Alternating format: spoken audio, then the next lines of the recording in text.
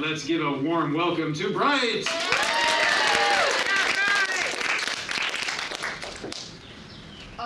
So I went to this really weird elementary school that was supposed to be like project-based learning stuff, and we had teachers who would specialize in like different subjects, like some would specialize in history or math, but they would still have to teach everything, but for the bigger projects, we'd be assigned to one teacher. And so in 5th grade, we had our first geometry unit, yeah. And our teacher was the like artsy teacher. She taught history and stuff. So we went next door to the other teacher, and he was like, okay guys, get into groups of 3, except you don't get to choose the groups. I'm assigning them. And he assigns me into this group with, I'm not gonna use their real names because it's such a small school and they would definitely know. And I'm pretty sure they've forgotten, so I'm the only one holding grudges right now. We'll call them John and Elle. And despite being in school with them for 5 years, I had actually managed pretty much never to interact with either of them. Like just really small school, class of like less than 40, never talked to them once. Wow. Unless like absolutely necessary. But so we got into our groups and we were told, okay, so you're gonna build this little planter box thing, and so you get to practice woodwork, but you also have to like figure out within like certain parameters how big this thing can be.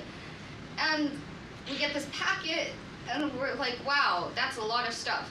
We get 3 weeks to finish this thing. And first day working together, they just sit there and talk to each other about video games. And like, I will admit, I often am not paying attention or on task. That is my own flaw, I can acknowledge that, but they just sat there and ignored me the entire time.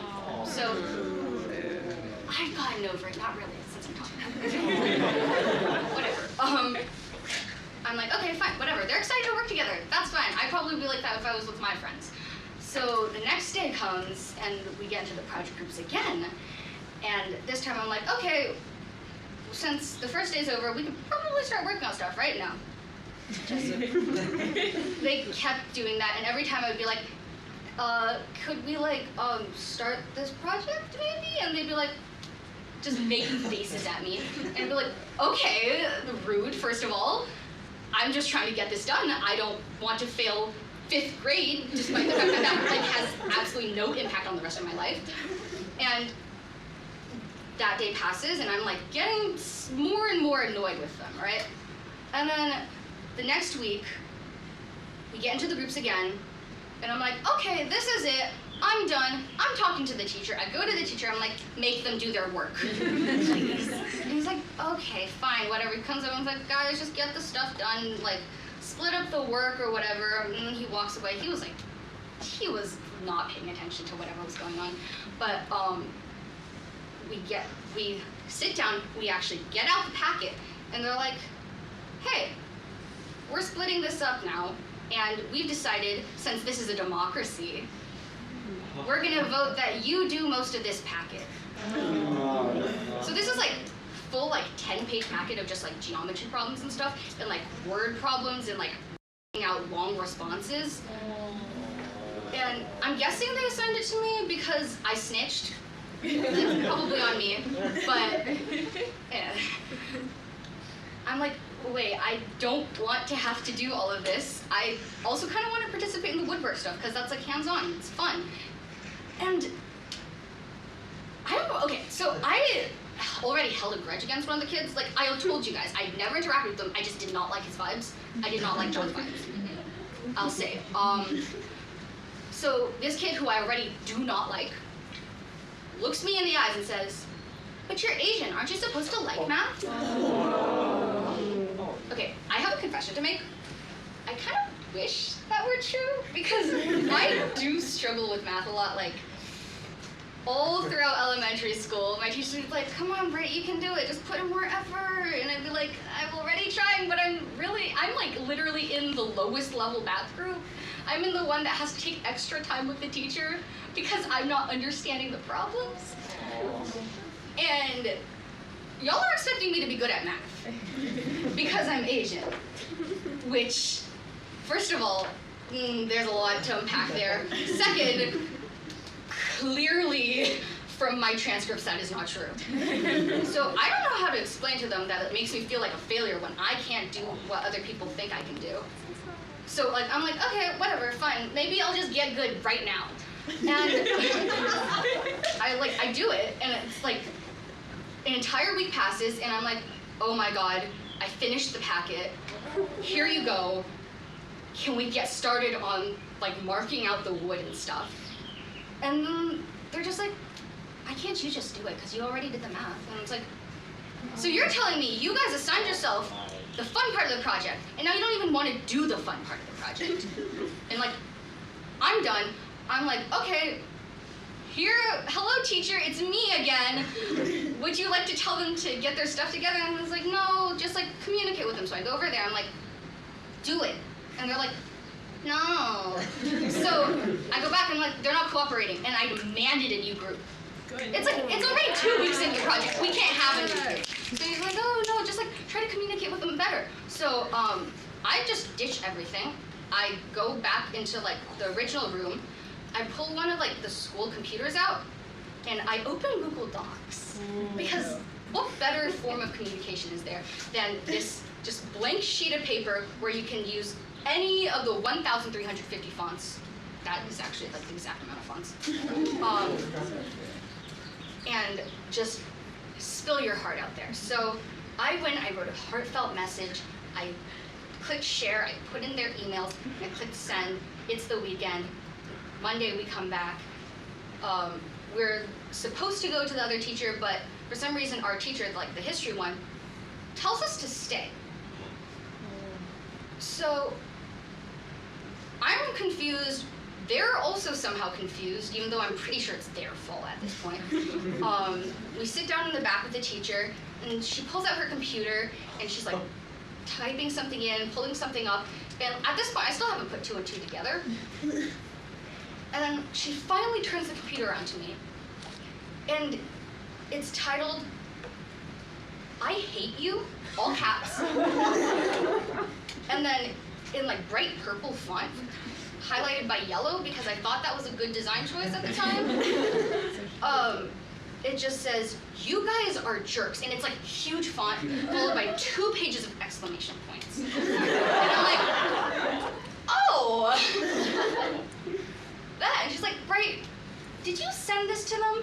And I'm like, yeah, but you see, they kind of deserved it because they were, you know, jerks with 2 pages of exclamation points. And she's like, "Bright, you can't condone bullying. You need to communicate with them."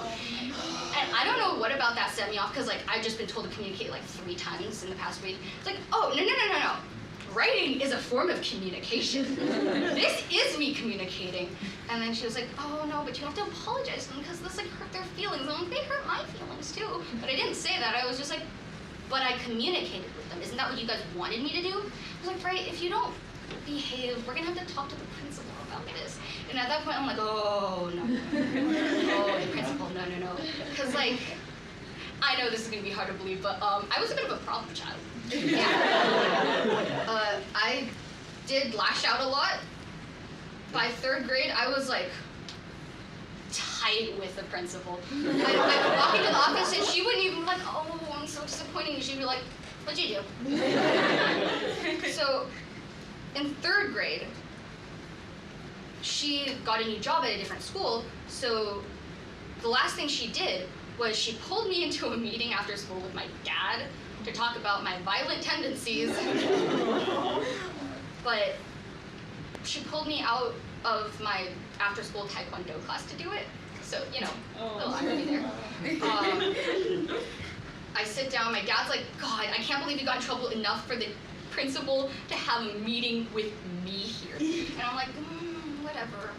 Oh my God, I'm used to this place. This is like my safe space, man. And she's like, oh, I'm really worried about Bright. I want her to do well in the future. And like, I'm zoned out. I don't care. I've heard this like a million times before. And then she says, Bright, I'm really proud of you for not getting in trouble as much this year. And I'm like, oh, someone's been proud of me. I like that. So like, I'm holding on to that. And I'm like, you know what? New Year's resolution, or like mid-year resolution, I will not cause problems for the next principal. I'm gonna be so good, he's not gonna know I exist. I'm gonna be like completely under the radar. She like lets me go, and I, for some reason, am allowed to go back to my Taekwondo class, despite the fact that the meeting was about the violent tendencies thing. But whatever. So back in the meeting with the teacher, I'm like, oh man, I have been doing so well with not knowing this guy. Like, he walks into the classroom, he greets some other kids, he doesn't even know who I am. I have to introduce myself every single time to him. It's great. I've never felt like more unseen in my life. I want to keep it that way. I'm like, okay, fine, I'm gonna give the most insincere apology ever. And I apologize. I suck it up and apologize, and I still have to do the rest of the project on my own because they're useless. So I kind of like claw my way through that, and then made my way through middle school math, like solidly averaging somewhere between a D and a C, like fluctuating wildly. And we finally get to 8th grade, and our teacher is named Miss High, but not spelled like high-rise building or something like that. And we had just gotten new buildings, and it was the 400s. And she was originally assigned room 420, but the administration was like, yeah, you guys can't handle that. No. So she was moving to 421, which I don't think is that much better. But we get to class, we settle down. There's one girl who, like, for some reason, was really rude to me since the beginning. She just didn't like me. Like, I can respect that, but like for some reason, she still expected me to help her out with stuff. Like, she would always just be like, Bright, can you help me with this? And I'm like, I'm failing this class. Like, I know less than you. And one time, I raised my hand to ask a question. And for some reason, she was like, shouldn't you know that already? And I'm like, you're always asking me stuff. Like, how come it's different when I do it? So I'm like, okay, fine. I just won't ask questions. Like, it's not worth it. So I'm like, okay, I don't need help. I'm just going to somehow magically get better at this subject that I've been terrible at my whole life in.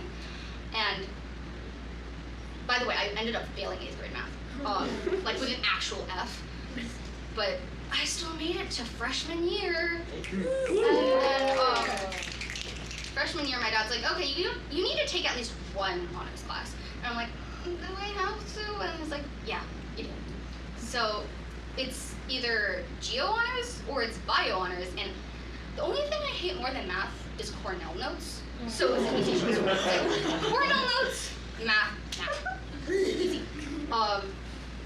The class is like honestly really chill, and the only problem is I was falling behind, and due to the incident in 8th grade, I was like, I don't need to ask for help.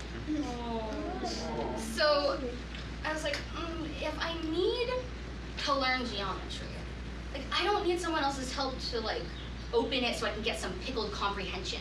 I'm just gonna like shake it around a little, throw it on the floor, kick it until it opens. Maybe it's gonna shatter. Geometry shattered me. By the like second semester, February, I was so stressed out about it. My body was like, you know, you're always doing these like theorems and stuff. How about you postulate this and then just shut down? And like one day I woke up and it felt like being a sentient Muppet. Cause like, I couldn't move. It's like sleep paralysis, but your eyes are still closed, you just can't move stuff. And you're like, wow, this sucks. Guess I don't have to go to school today. So my dad calls the doctor and it's like, okay, yeah, come in tomorrow when you're, you know, no longer a Muppet, I guess. And we go and they're like, hey, fun fact, you have depression. And I'm like, huh, okay. So my dad talks to the doctors and then we're going to pick up the medicine. And while we are waiting in line, there's like, you know the allergy medicine Flonase? Yeah. And like, it's like the little hexagons around the circle and then that's the O. The only reason I'm pointing this out is because those are shapes. Those are geometrical shapes. Geometry. Back at it again. At my lowest point in life, every single time, geometry is right there. Thank you.